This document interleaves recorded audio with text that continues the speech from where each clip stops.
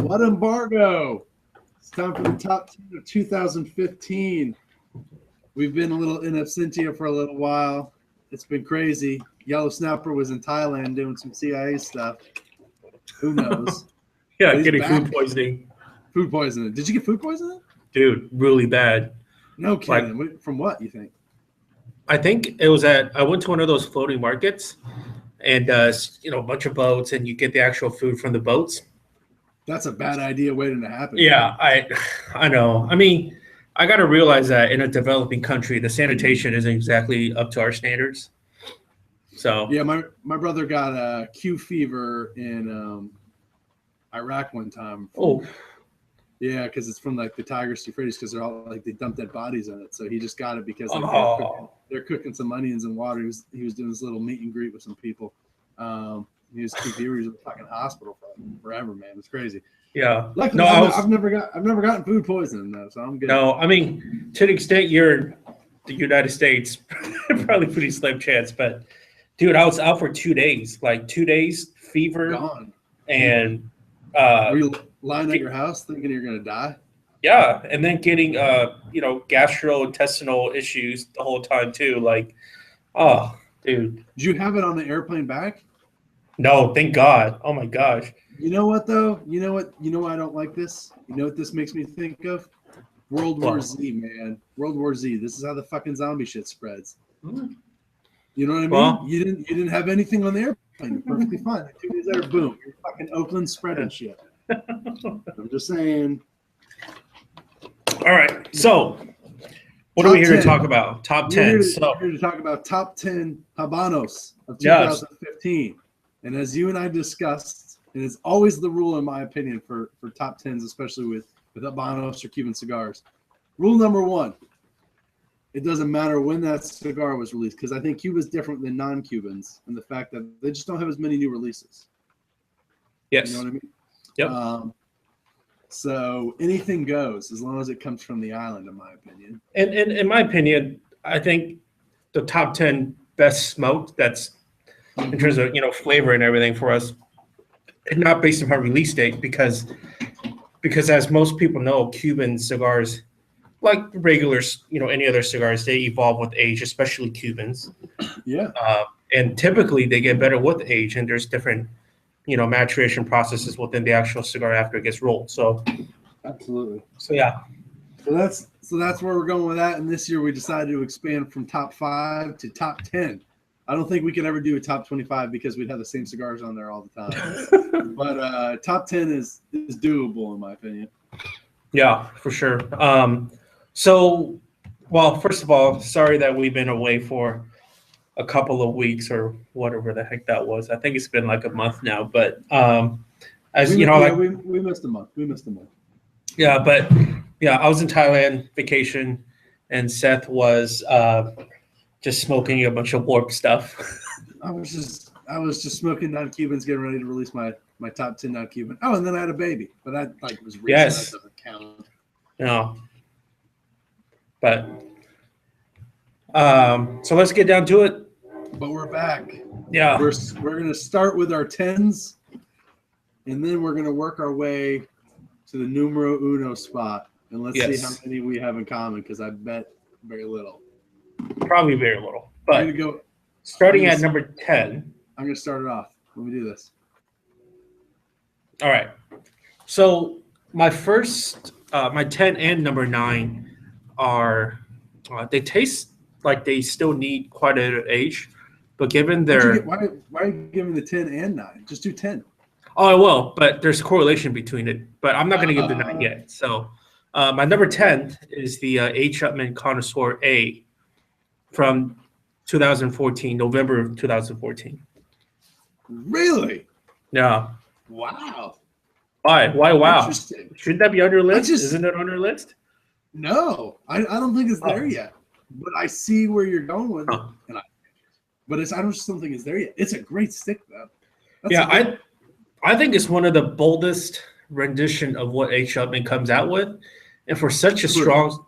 it's definitely got young tobacco in it, and it's got an edge to it, but I think it's smoking great now. I smoked through probably like half a box or so, And I think it'll just continuously get better. I mean, nobody really knows if the cigar is going to improve or not, but it tastes like a very rough around the edges, but great flavor cigar at this point. Do you have a box code by any chance? LUB November 14, and I'm pretty sure LUB is the Oven Factory. Yeah. Oh, Not bad. All right. My number 10. You're going to love this one. Oya Monterey, Epicure number 1. interesting. SOT E&E, January 2012. This is that Oya. Dude, this is probably one of the best Corona Gordas I have had in a long time. That thing smokes phenomenal. And you know what? And I don't know about you, but I'm not a big Hoyo Marca fan. I thought I wasn't anyways. So, no, but those are good, man. I remember when I first got those back in 12, and even now, they still smoke great. They're fantastic. Yeah. That is an incredible stick. It's just, it's magical. Was that the one that we did that blind man's puff? We did also the blind that thing blind about okay. Yeah. Nice. I agree with that. Yeah. And come to think of it, I mean, I was looking at my inventory list, right? So like I log all my stuff on Excel format. And when I got to the Hoyo stuff, and I got down to it, and I looked at the Epic ones, and I thought, good, but maybe. And then actually went down to the Hoyo San Juans, the Le Hoyo San Juans. I kind of feel like that cigar was like the Connie A, in which very young tobacco, but already super flavorful. I love San Juans. Yeah, but that almost made my list. That was one of those days where I was like, I got to cut it off. I think it was like top 15 for sure. So cool. All right, my number 9. So my number 9 is very similar to that Connie A, but this number 9 already has about a good 6 years of age on it, but still really young. Tasting anyways. It's the Vegas Rovina Petite Rovina, which is a Canadian regional that came out back in 07, isn't it? No, 09. 09. Yeah. So I think, like, personally for me, I don't view a lot of the regular lines of Vegas Rovina to be great cigars. I feel like within the regional, especially out of Canada, they're pretty good. Like this one, and they have like this Anniversario one, like the Sublime size. That one's pretty good. But I mean, this Rovina, even though it's a little petite Robusto, it burns incredibly slow. The flavors are so bold, and there's a lot of like richness to it. But at the same rate, it's still young. I remember getting lightheaded after I smoked that cigar, and it's just a little petite Robusto. So it's a good one. I like Vegas Rovina. I love the double Corona. The Famoso's a good size. Mm-hmm. I'm a big fan of it, and I like the regionals too. Most part of the regionals. Yeah, so. and really, what I expect is within my number 9 and my number 10, that these guys will pop up down the road in 16 and beyond. Because I'm banking on the fact that I think it's just going to get better and better. Yeah, I can believe you on that. All right, my number 9, box code TEB, November 08. Bolivar, Belicosos Finos. Oh. I've been smoking through 08. I've been smoking through the probably like last bit of these this year. Phenomenal. Do you feel like, phenomenal?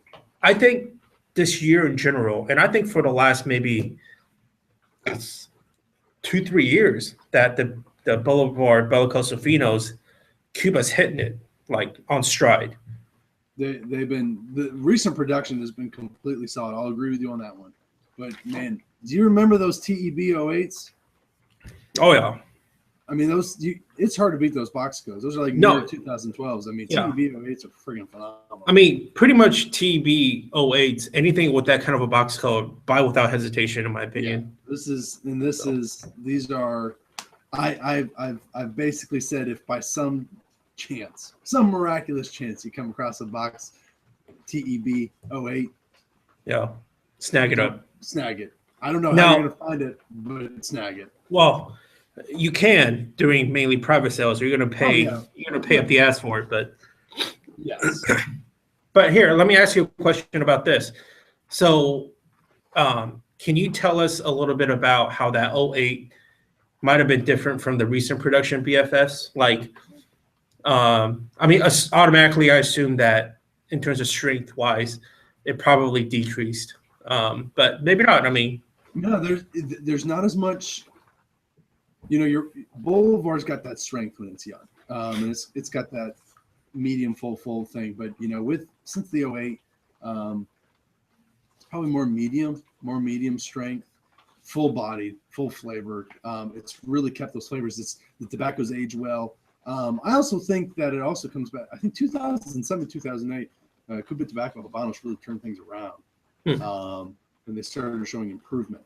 I think they put more time into production, and I think those early batches really showed it. They've had some good years and some bad years since then. But TEB, which I believe people were saying was the Partagas factory, it's just the construction's fantastic on it. yeah, Flavors are just outstanding, and it's just as you say, you know, with time, typically Cubans do a lot better, and that's definitely been the case. Nice with the Bolivar. Yeah, that's a good one, dude. That's and it's only at number 9 for you. That's interesting. It's an interesting top 10 list. Yeah, this is gonna be. I'm really curious when we get to the top 5, what kind of stuff that you'll start naming off. But You're gonna be throwing red flags. no, you're gonna be all like Victor Sinclair or something. But all right, so number 8, smoke what you like. That's the point of what I just said. Exactly. 2000. So number 8 is a cigar that I picked up this year. It's a vintage. It's an aged cigar I picked up this year, but unfortunately, I have no idea what it was like when it was young, so I can't speak on that behalf or what kind of condition it was carried in. So, is a 2007 Partagas Connoisseur number 2, which is essentially like I think it's like a 6.5 by 38. So, yeah, it's a Panatella. Yeah, the unbanded, discontinued. Yep, those things were fantastic. really good. I mean, I remember when I first got those in, like most of my mature Habanos that come in, it just needs humidity time. Like it's almost, and the thing is, I'm one of those guys where when a box comes in, like ROTT, I like to get after it just to get some sort of a benchmark. But like most, aged Habanos, it needs to sit like a couple of months or so. And after I let it sit a couple of months, I mean, it's so good. Like it's got, so pretty much all the bite of the typical Partagas that you get of like a lot of the spice notes and the heat, it's pretty much non-existent.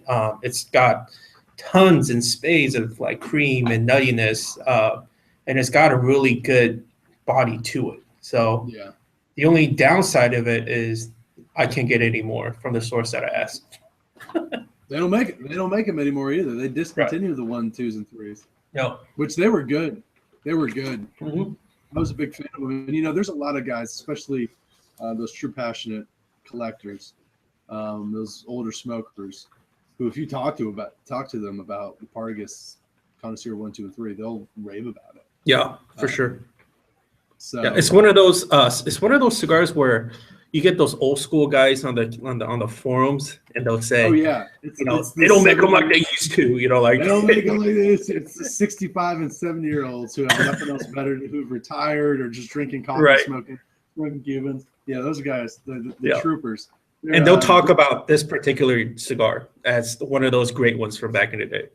Oh yeah, it's kind of like going back to like they'll get going talking about Partagas 898 varnished, unvarnished for like 15 years. Oh yeah, man. All right, your number. Mine actually continue off of that. Mm-hmm. Now Crux cigars. Yep. Their Crux Connoisseurs 1, 2, and 3. Yep. It's kind of like a tribute. Yeah. Oh, that makes total sense. Exact same sizes. Yeah. Good on you, Crux. I appreciate that. You give props to the traditions. I appreciate that. My number 8, another Hoya de Monterey Epicure Deluxe LCH. Yes. LCDH. Dude, AME November 2012. This was a Petite Robusto that when I first smoked them, I was like, whatever. Then I came back to it. I was like, that's a little bit better. And I come back, and I'm like, wow, this thing is phenomenal. Classic oil flavors, nice body. I mean, super mild. I don't think you could ask for anything really better with this for Hoya. Yeah, I mean, on top of that, incredibly undervalued cigar. The price is ridiculous on these things. I think on special you get it for like what? I think on I have Havana's right now. I think it's for like $70 a box. It's insane. I mean, it's ridiculous. Yeah. It's no, that's a great one. You know what's interesting about how you just named two Hoyos? I looked at the Hoyo listing in Journal, and I looked at, so like the way I went about this is I looked at my inventory list, and I kind of gauge of like what I smoked within the year, and I kind of reconcile that to, so I take a picture of all of the cigars I smoke. So when it all gets uploaded on the cloud, right? And the cloud's all dated, time-stamped. So that was basically my list. I'm like, oh, whatever, right? So when I got to the Hoyo sticks, and that includes the San Juan, the Epicure Deluxe, and the Epi 1, I stopped for a little bit and I thought, this is like, I just immediately thought this brand isn't top 10 worthy. But really thinking about it, it's pretty damn good. It is top 10 worthy. Yeah. Hands down. This is a big Hoya year for me. I'm surprised. Nice. And no, that's a total stickler. And this is a conversation I want to have after we talk about our listing is in terms of Marca and Vitolas and whatnot, like the actual Cuban cigars in general. What surprised us and what have we transitioned from our likes and dislikes from last year or just like the past to this year? Because I think for me, that definitely changed. Yeah. And Hoyo is definitely on that list. So. Oh, yeah. All right. Number 7 for me is also La Casa de Habano exclusive. It's the San Cristobal Morella from EMA October 2007. So old school, man. Yeah, it's I mean, this was on the list for me last year as well. And I typically don't like smoking really big cigars. Certainly not a big old Rodolfo like that. But if I really like it, it needs to capture my attention the whole time. And I swear, sometimes when I have cigars, I have ADD, and I'll just kind of not think about it anymore if it's that big ass of a cigar. This was not it. This was absolutely amazing. And I also feel like I should give some props to the San Cristobal Officio from 08 that are also fantastic. But this one took the ring because it's such a large format that's done incredibly well. And it's still got legs. San Cristobal is, man, what an interesting brand. I just love it. Yeah. Good deal, man. What a good one. Gosh. All right, my number 7. Trinidad Reyes. Wow. Interesting. OUR November 2008. I remember. Okay. I remember when I bought these. Very, very affordable price, by the way. These are incredibly affordable. Back in, I think, 09. It's like, whatever. Smoked a couple of them. I was like, I'll age them. And remember when we did our last show with Jose, we talked about Trinidad. Yep. What did he say? They need age. Yep. I came back to one after that show, and I was like, oh my gosh, this is it. And I kept smoking them, and I smoked them throughout the year, but I was like, yes, these are fantastic. Great price. This is a great little Petite Corona too. Very affordable, and with age, if you can age them for as long as however long I did, basically 7 years. You can't. I don't think you can do anything wrong with that. No, that's a great one because speaking of Trinidad's, I totally agree that they need age. They need a good 5 years plus to make it shine, in my opinion, or else there's still a lot of that acrid, kind of unsmokable flavors, in my opinion, or it's just not worth smoking it. So Trinidad this year has been for me one of those brands, especially the Reyes, in which I will give to a new guy that doesn't really know about Cuban cigars. And by none, and these are 2012s that I have, which in my opinion, they're not ready to smoke. Yeah. But I keep giving them out to especially new guys because every single one of them that comes back and tells me about them, they always it's that discussion of, man, this is really good. Where did you get it? What is this thing, right? Oh yeah. So nice. It's and I was thinking about this. It's kind of a combination of Vigueros and Cohiba. That's how I look at Trinidad. Huh. In what sense? I just feel that it offers those two qualities. It offers that, grassy, little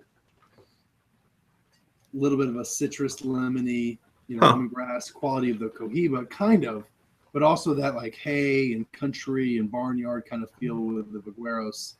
It's I could see that. I could see that within a Reyes. Cohiba's the urban cigar.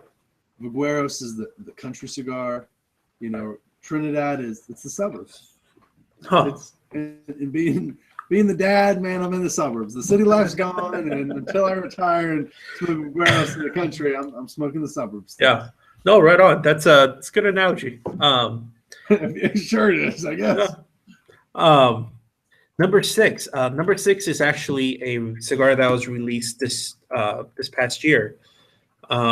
So it is the Ramon Iones Short Perfectos from Italy, Italy regional, in other words. You sent me that one. Yeah. So, I mean, Seth, you'll get to smoke it, and maybe you'll do a write-up or something, or if you have time. But, man, what a surprise. I mean, I got these cigars thinking that, oh, cool, it has the old school Ramon band, and I'm just going to get some because it's That's all I'm waiting for. No, because the collector in me thought, wow, this is cool. Tough to get in Italy. And it's an Italian regional. How good can it be? But, man, it was good. I mean, the last third was, you could definitely tell the youth behind it. But, man, lots of, like, that stewed stone fruit sort of a thing going on. A lot of cream, just a lot of great body. The only thing I wish that was a bigger cigar. I wish the flavors lasted longer. Wanted to be bigger. No. Here's my question about Ramon Iones. Don't you kind of wish sometimes that they would just choose a band? And how do they randomly go about picking an older band? I sometimes just kind of get irritated with that sense. Yeah. I mean, to that line, I feel the same irritation with Por Laranaga. Right? Oh, like the new band's too fancy. Right. And then and Por Laranaga, I just kept thinking about how there was like an average Joe kind of a Cuban cigar brand, Exactly. But give it a nice packaging. Yeah, but now it's like, with the UK release and the Spain, like they've become this like fancy schmancy gold, it's this like monstrous gold thing, while usually it's just like this rustic. Yeah, it's the other one is like Partagas. They always you have like the classic Partagas bands and then like the Partagas D4, P2 bands. It's almost like you should have just kept the same bands. Yeah, I hear you. All right. Moving on. My number 6. This one's going to start a debate. This one's from December 2009, MOA box cut. And I'm going to defend myself. H. Upmann Magnum 50. Huh. And let me get going in saying that I recognize that when H. Upmann Magnum 50s are young, they're not that great. I get it. And with a little bit of time, they get a little bit better. But I reviewed this 20 months ago. Within the time that I've smoked them this year, for some reason, this box has really all of a sudden become incredible. And I don't know if that's because I sprinkled Lucky Charms in the box or what I did, but they've really turned around and become really incredible. You said this is, I'm sorry, at 09? 09. I am surprised by that. I mean, for such a large format, especially being the Mag 50. And I'm not the big Mag 50 guy. I'm not. But yeah, this stick got me. I would even go as far as to say I'm not a big like Upmann Magnum line in general kind of guy. Yeah. I absolutely love the Connie line in the half Corona, of course. But yeah, that is a surprise, and that's number 6. It's number 6. I know my list is just going down. No, maybe we were supposed to start with our number 1, right? That was good. So yeah, man, it's one of those that really, it just spoke to me a lot, and I had to show it that respect. And who knows where it's going to go? Maybe it's just this fluke box. Maybe someone's going to say, "Tuna, you're on crack," but you know what? Oh well. Huh. Okay. I can't say I disagree because I haven't smoked that in a while. Yeah. But off the bat, just based upon discussions and talks, etc., that's a little different. So, moving on. Number 5. Number 5. This is a cigar that I just picked up like a freaking month ago. Going for the recent stuff. No, but this is not a 15 release. This is the Rey del Mundo Aniversario of Asia Pacific Regional from 2012. Surprised? Well, yeah, no. I'll give you this. I remember when I first smoked them, I was like, I don't fucking get it, and I kind of bashed it on a forum. I can't remember what forum I was on. And I got some major hate mail from some El Rey del Mundo lovers out there. There's a following for El Rey del Mundo. Yes, there is. Yeah. I know there is. I think I pissed them all off. Yeah, you did. But after smoking it, I'm with you. It really got better. Yeah, I mean, I've never smoked it when it first came out. The first time I smoked it was probably like a month or so ago. And after I smoked one, because one of the guys on the forums, on one of the forums I'm part of, he gifted it to me. And like immediately after I smoked it, I went to get a box. So I love that cigar, man. Like the only thing is the construction kind of sucked on that cigar. And I went through 2-3 renditions of it, and they all still kind of suck. But maybe it's a nature of needing more humid time, because I did just get them. But loved it. All right, you go. My number 5, and here's the thing about this, and I'm gonna explain this. I had this picked out before some magazine put it in their top 25. Just wanted that on the record. I just didn't have it published, but I had it out there. And yes, it's young, and I know we just talked about it needs age, but it showed me a lot young, and I know it's going to deliver me. This is one of those things. I drafted this kid knowing, dude, he just needs some time on the field to get the shit kicked out of him. In 3 years, he's going to be a hell of a running back. The Trinidad Vigia. Wow. And I'm telling you, this is a first round draft pick, and this is a doozy. Yeah, but we're talking the best cigars, all Cuban cigars smoked in 15, and you put that as number 5 because I smoked it. And when I smoked it, I knew, I was like, man, I really like this. But the only thing that kept coming to mind, and every time I've smoked this, every time that's come to mind is, this is going to be even better. This is just going to keep getting great. So, yes, that's a little biased possibly, but I'm defending it in the fact that you watch in 2018, you're going to have it in your top 10. I'm just saying. Oh, I don't doubt that. I don't doubt that at all. What I do doubt is currently on your list. Well, you know what? It is what it is. And I'll explain a couple things afterwards. If we can substitute it if it's that big of an issue. But anyway. Okay. No, I mean, I could see it, but that is very high. I see it, but it's just not there. I know. Yeah. I knew that was going to draw a controversy. But, there was a little confidence that came with it. I was like, oh, okay, Cigar Aficionado put it, I think, like number 18 or something like that. 20, 17, 19. Oh, is that? Oh, really? Oh. Yeah, they put it up there too. Huh. A little bit lower, but. Okay. Yep. So my number, now we're hitting the top 4. So my number 4, which I just put one of in the latest package that I sent to you, and you've seen me smoke this on Instagram. I did. It's a so this reminded me of during the Thunderdome for Punch. So Thunderdome.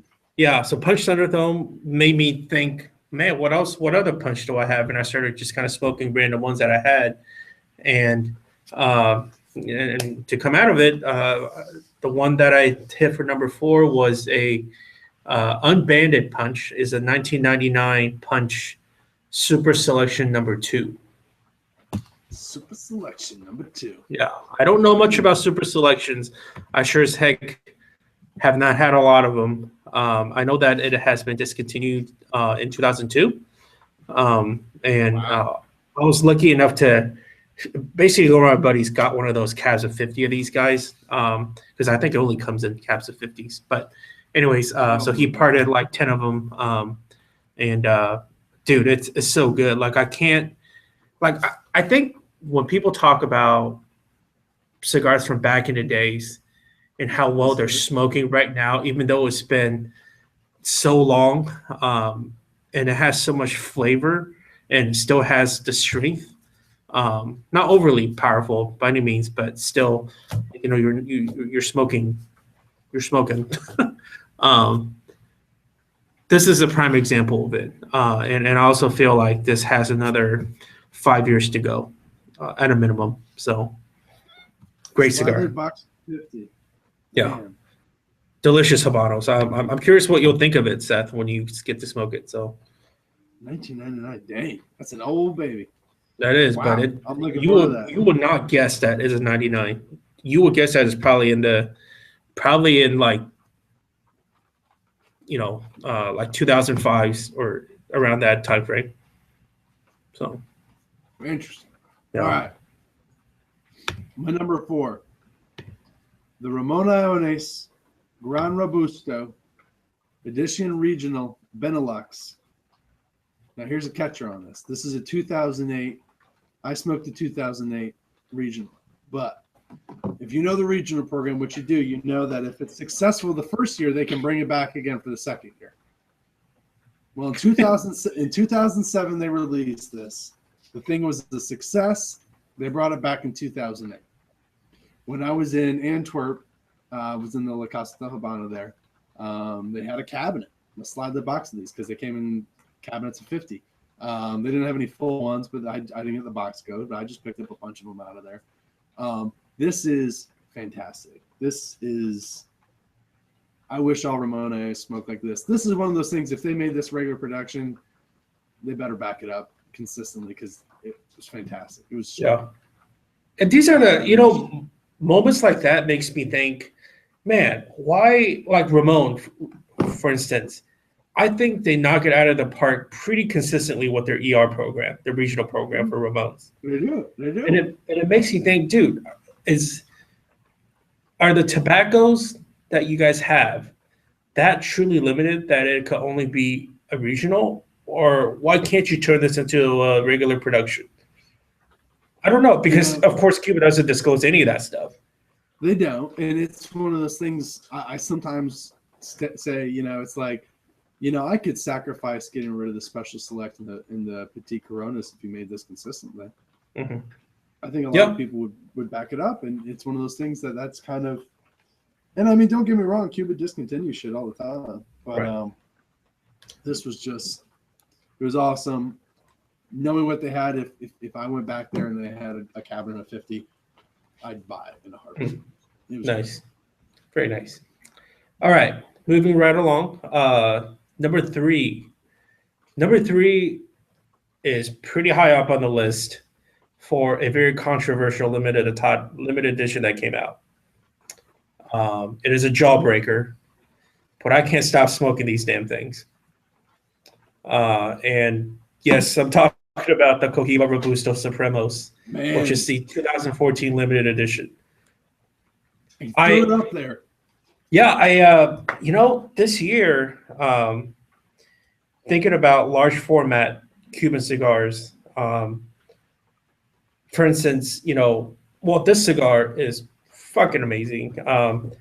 It has such a great, like, it doesn't really taste like a Cohiba, right? First of all, I didn't feel like it really tastes like anything from the Sigler line or Coro and any of that. It just doesn't. Flat out doesn't. It has great chocolate. It's got great, like a nice cherry note to it, and it's got a lot of great body. I mean, the actual ring gauge does break the jaw. I mean, of course, it's going to break the jaw. It's like at whatever 58, whatnot ring gauge or 60 ring gauge. Yeah, 58 ring gauge. It's the biggest. It's the biggest. Right. But man, Cuba did this right. I mean, this was definitely gunning towards the U.S. market of making such a big, Gordo. But I think in terms of flavors, they knock it out of the park. So, yeah. It's a good one. And what I'll say is, for an island that really doesn't make big ring gauge cigars, Mm-hmm. and for someone who's not a supporter of big ring gauge cigars, they really know how to make a good big ring gauge cigar. Yeah. No, I agree. So, And that's just to show, like, because at one point people said, all right, what does Cuba does well? What do they do well in tobacco? Everyone says small platforms, right? Smoke petite coronas and smaller, and then you'll get a true sense of what Cuba takes its stride in.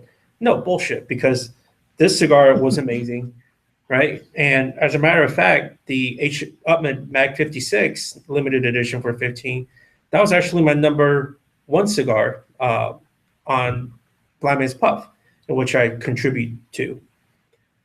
I can't believe that it's number one, first of all, because, well, that's different. Over there, it's truly what came out and released in 2015. But so that's the main caveat behind that one. But nonetheless, I mean, that was my number one over there. So and that's a big freaking cigar. But it's incredibly flavorful. It's got great body, and it's got a good kick to it. I mean, after you smoking that, I mean, you want to reach for some chocolate or a bite to eat or something, So nice.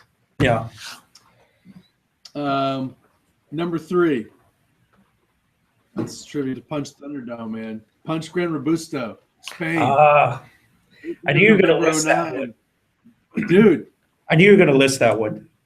You can't not – if after smoking that, you can't say, man, one, this is an incredible regional that's aged fantastically. And two, right. Awesome punch. I mean, this is punch like punch is supposed to be. That's just – I don't know, man. Everyone who smoked it, we've talked to a lot of people after that show. People went and bought it. They're like, holy cow, this is that good. Yeah. Spain hit it. Spain got something with that, baby. No, I agree. I totally agree with you. And it's definitely got a place for, top 15 at a minimum, in my opinion. It's do that much justice. I also think that it's a cigar that's worth smoking a whole freaking box of and be completely happy with. You smoke for 10 days in a row and you smoke only that cigar, you'll be happy for 10 days in a row. It is. And, it's one of those, and I know this sounds silly, but it's like, you smoke through them, and if they're gone, but, man, they were great. Yeah. It's just, you don't need to stress out all the time, like, oh, I got to go get more. It's one of those things, man, I smoked through them. Those things were awesome. Yeah. And I really loved them. Good reminiscing kind of cigar. Exactly. Just keep the box and like, God, I love those things. They don't make them like they used to. Nice, sure. man. Number 2, getting there. So my number 2 is the opposite of what you just said about after you smoke them all, they're gone, then you're good with it. I'm incredibly sad that I don't have any more of these because I only got one of these. So this is a Cuban custom roll. It's a farm roll. It is not a Hamlet. It is not a Ronaldo, or it is not a Johnny O. It's none of that shit. This is like leagues beyond that. So the one I'm talking about is a huge fucking cigar, weighing in at 6 1/4 by 62 ring gauge. Wow. I am talking about a Vegas Urbina family custom roll, otherwise known as the La Bestia, i.e. the Beast. So this was only handed out back in the day when Alejandro Robina was around, and Hiroshi still has some of these, and he still gives them out on super rare occasion. I acquired this through one of the guys I know at my local B&M, and he got these, he said around 2002. So I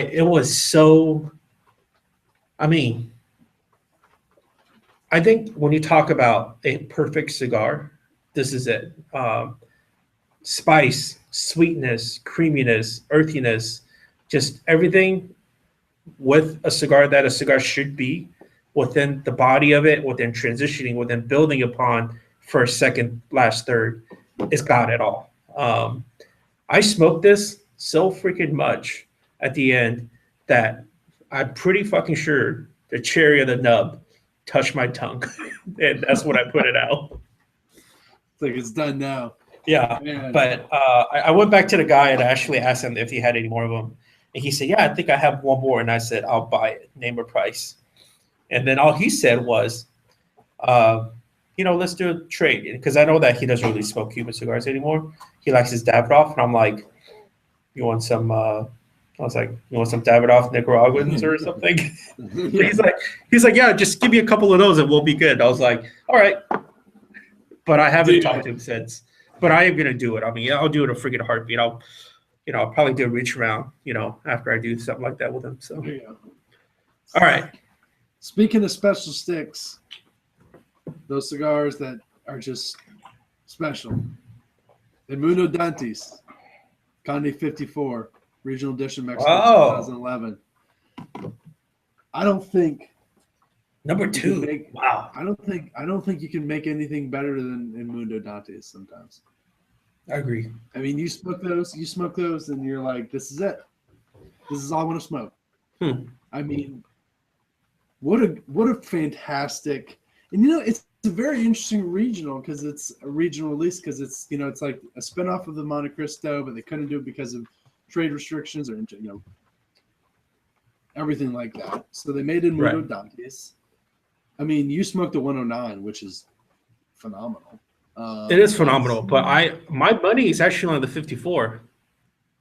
I do think it'll beat off that 109 because I feel like just that extra few ring gauge in that kind of that sublime format, really helps it age more gracefully. So it is just one of those that is fantastic. Yeah. That's all I can say. I mean, shit. No, man, that's a proper one to have. I mean, if anyone, I mean, that's just fantastic. That's all I can say. Oh, and that guy came out in 2011. So, oh yeah, smoking it just a quick 4 years afterwards, and see how much that is still so special. I mean, I remember when it, came out back then. It was a fantastic cigar. But I think in 2016, rumor has it that they're doing another Vitola of that. Yeah, supposedly there's like a torpedo or something. Yeah, it's like some sort of a torpedo version of it. I don't exactly remember the dimensions, but or the rumored dimensions rather. But when that comes in, dude, that is people are gonna go crazy over it. Yeah, I mean, I'm gonna fucking go crazy over it. So yeah, good one. That's a really good one, dude. All right, number one cigar. My number one cigar for this past year. If this is a recent 2015 release, you're gonna get killed. No, I'm not. I'm not gonna get lynched for this one. It's actually my number one cigar that I smoked in 2014 as well. What? And if you ever hung out with me and herf with me, and your Cuban cigars, I will always bring this up and be like, I need more. So, this is a 2001 Rey del Mundo Tainos. You talk about that one a lot. I'll give you that. Yeah, I love this cigar, and I have one more left, and I think I'm gonna smoke it. Hopefully, when I'm not drunk, just when I have a really good palate. So when I'm not drunk. Yeah, and the thing is, what's interesting about this cigar? I saw it come up on auction through some of the social media website auctions. A box of these sold. So this is a slide lid box of 25. Yeah, it's 25. Yep. Guess how much it sold for the box? Well, hold on. What did it originally sell for? Like 300? Yeah, it's probably sold the same price as those the Cuadro say Imperiales or something. Okay. Yeah, like $300. Yeah, say $300. Yeah.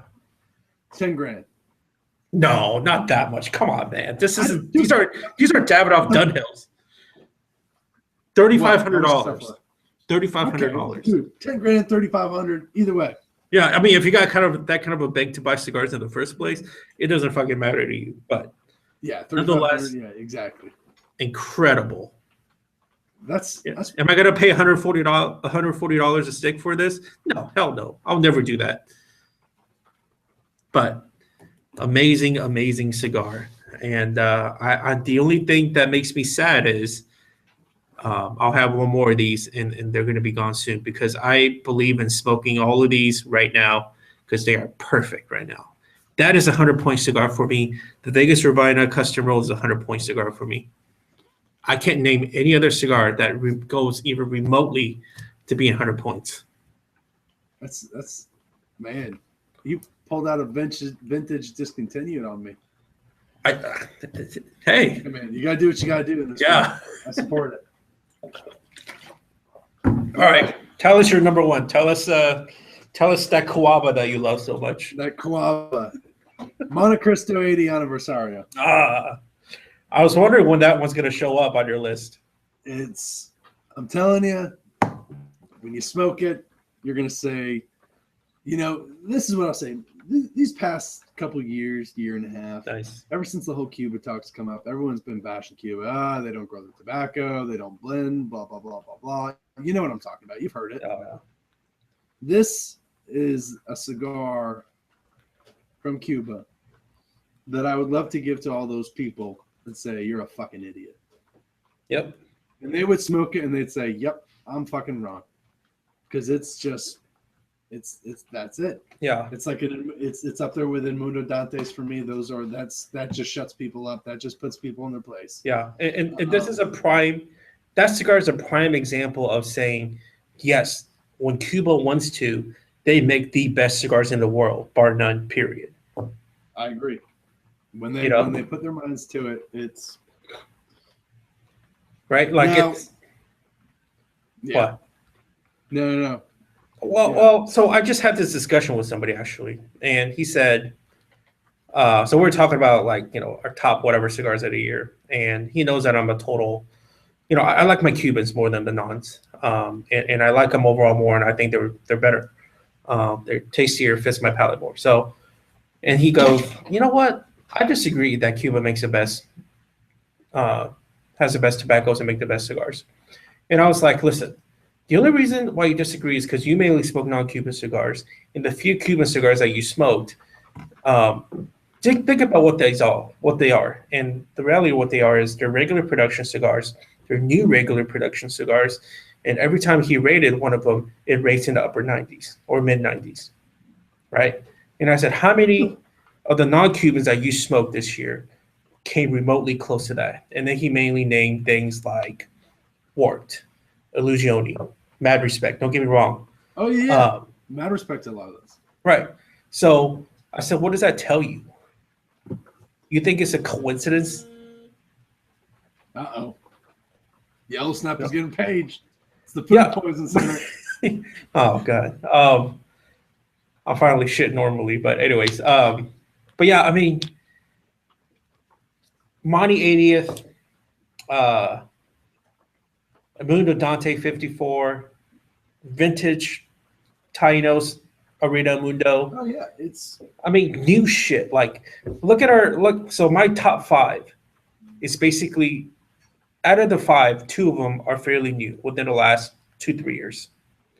Yeah, I mean, right? It's just. Yeah. I mean, what does that tell you? Like, Cuba's got the whole spectrum going. I mean, and I think it's complete. I'm sorry to be on a tangent, but I think it's completely you're doing a disservice when you say claims like Cuba doesn't have it anymore. How many fucking Cuban cigars have you smoked? And what Cuban cigars have you smoked? Yeah, I mean, three out of my 5 are at least 3 years old. Yeah. At least. But the thing is, and this is what I'm saying is, you take 3 of those 5, they're at least 3 years old. You take any non-Cuban, age it 3 years, see where it is. Yep. It's nowhere. Yeah. It's a different cigar. It is, and it's not where it is now, and it's not better. And I can tell you that those three cigars, I guarantee that while they're great now, they were solid when they were first released as well. Yeah. They just reached a whole new level. Yep. I hear you. All right, cool. So let's talk about a topic that I've been wanting to talk with you about that we haven't been planning to talk about. Can I share one stick that was on the debate? Oh, didn't make it up. Yeah, certainly. It was Cohiba Corona Especial from 2004. Nice. And why it didn't make the list, to be honest, I probably forgot about it. But I remembered it after getting, I was like, dude, that was a fantastic smoke that was gifted to me. In that same line, given the same marca, for me, I had couple of really good Siglos. I had a 2005 Siglo 5, and I had a 2006 Siglo 3. And I didn't put that on a list. And I realized why I didn't put on a list, because they're not consistent. Out of the box, some draw great, some draw crap. And I can't do that justice in doing a top 10. Yeah. Yeah. Nice. I think for me. Oh, go ahead. Oh, okay. Yeah, let's go to that topic. No. What were you going to say? I think for me. No, I think for me, that marca that didn't hit any of my top 10, but deserved to be on it, perhaps, if I were to, no, I'm sticking with my list, but honorable mention. Honorable mentions. Like we were talking about earlier in this segment, the Hoyo marca in general. I think Hoyo gets enough love. I think they're like the stepchild that gets pushed aside, and they get forgotten about from time to time. Yeah, like namely, I'm talking about what you had, the Epi 1, from 2012. I'm talking about the Deluxe. I'm talking about the Hoyo San Juan, and I'm talking about, let's go older. Let's go limited edition 2007, the Regalos. All at different parts. Yeah. All flavorful, all at different strengths, all at all sorts of spectrum on the strength level. Delicious, but all delicious. So I'm with you. Yeah. All right. So here's a question for you, and I wanted to kind of an open-ended discussion about. So I realized for me, from 2014 and the Habanos that I smoked, in 2015 and the Habanos that I smoked, that my marca preferences has, for the most part, drastically changed. So has it been for you? Because, so for instance, for me, right, I realized that it's kind of like how I got into the wine world, right? I just bought a bunch of these cult California cabs. It's like $150, $200. It's like I have no idea what the fuck I'm tasting on my palate, and I just buy it just to buy it, right? So how do I relate that to the Cuban cigar industry? And personally for me, when I first started, Partagas, Monte Cristo, Cohiba, they make great cigars, don't be wrong, but I purposely will not look at brands like Por Laranaga, Cuatro Orce, and Array del Mundo. And I feel like within this past year, I look at the actual stuff that I've purchased. If it is like Cohiba, I will buy age boxes. But what am I really buying a lot of? Array del Mundo, Por Laranaga, Cuatro Orce, especially going deep on the Imperialis after I discontinued. But Array del Mundo for sure, amazing. The Infantes, the Spain regionals that just came out, even the Demitas, even the 2014 new fresh the Schwa Supreme, great cigar. So what about you? You still sticking to the same thing? The thing about me is I smoked for a really long time, and I smoked every market, man. I worked to find everything, and find what I liked. And I'll admit there was a period in there where I really enjoyed Partagas. Early on, I'll be honest, I'll say, yeah, man, I really got behind Monte Cristo. But as years have gone by, I don't smoke Montecristo. If I smoke a Montecristo, it'll be a Petit del Mundo. Mm-hmm. Other than that, I really don't smoke Montes, and I just don't purchase them. Partagas, I used to smoke them. The ones I have, I'll smoke, but do I purchase Partagas? No. I have very little interest in Partagas. I do like the Limitada, but other than that, Yeah. it really don't bother me. That's a really interesting comment you just made about Partagas. I think aside from the Partagas LE 2014s, I didn't purchase any Partagas this year. Yeah. So that's a good point. Yeah. I have always gotten behind Bolivar from a long time ago. I still get behind Bolivar. I like the flavors with it. For sure. It's just a brand that I can get behind, whether it's a Petit Corona or a Bellicosas Finos, Royal Coronas, even the Corona, the Gigantes. Gigantes.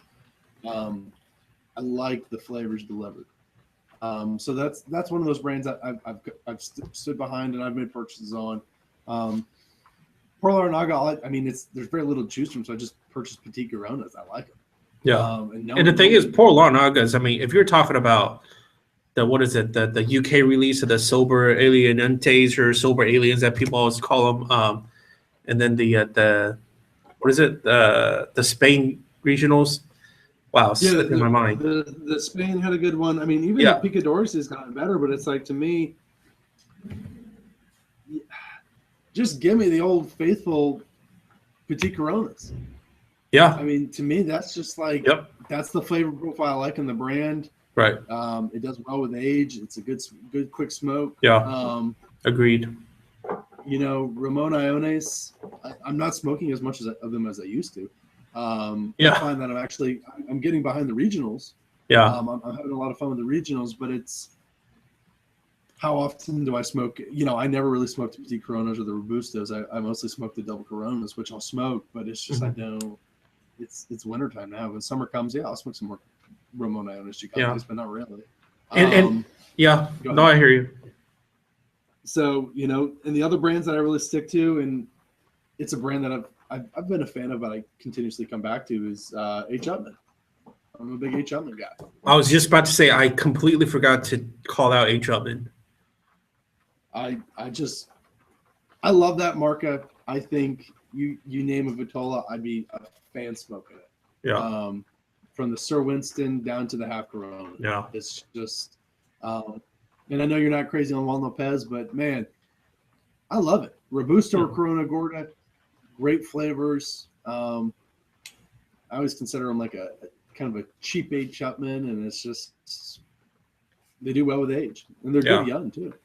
No, for sure. I think the standout for me this year was definitely El Rey del Mundo. Like, to a certain extent, if there's any El Rey del Mundo that's out, I'm going to buy it because I really got behind that brand. And the only unfortunate part, of course, is there's not a whole lot in production in comparison to the other bigger brands.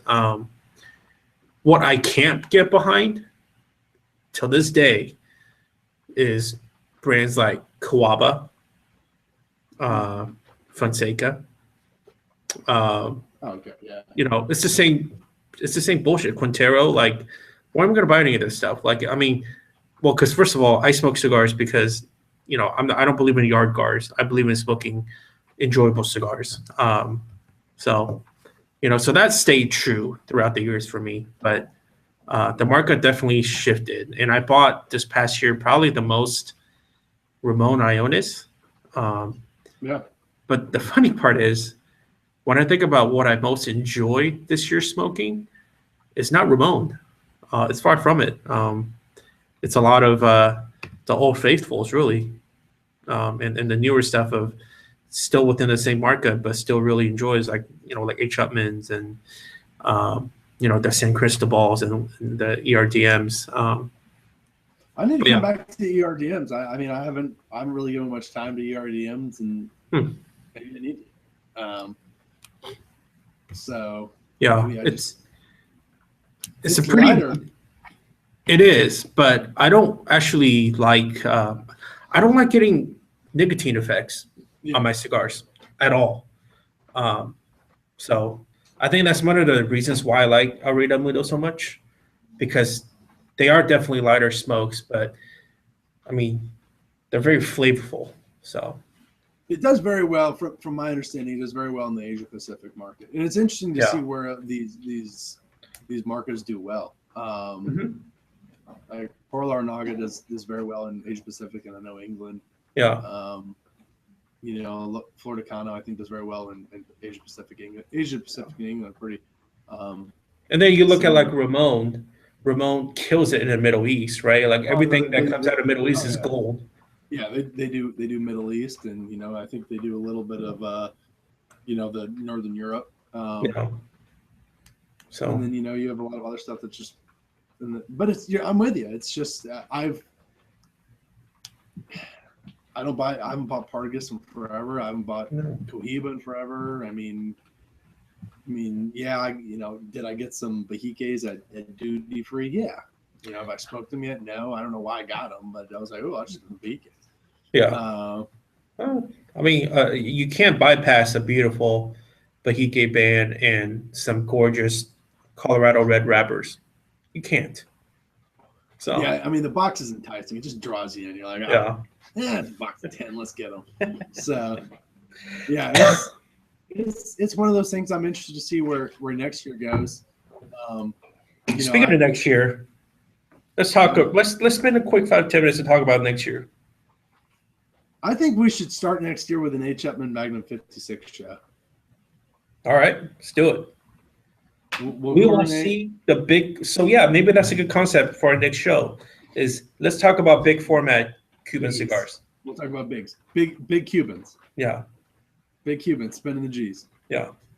So, and we'll talk about that. We'll talk about the Cohiba. We'll talk about the wide Churchill. We're gonna rock it out. Yeah. Cool. Yeah, man.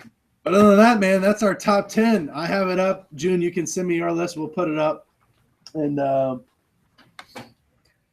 we'll share our top 10 of the year, and then we'll see you all in 2016. Yeah, thank you for viewing, you guys, and thank you for the getting through the transition with us. We definitely miss Catfish a lot. He's still around and posts bullshit comments once in a while, so you can still catch him. He still does his thing from time to time. Yeah, but so see you in 16, fellas. Well, Embargo, have a safe New Year's. Peace.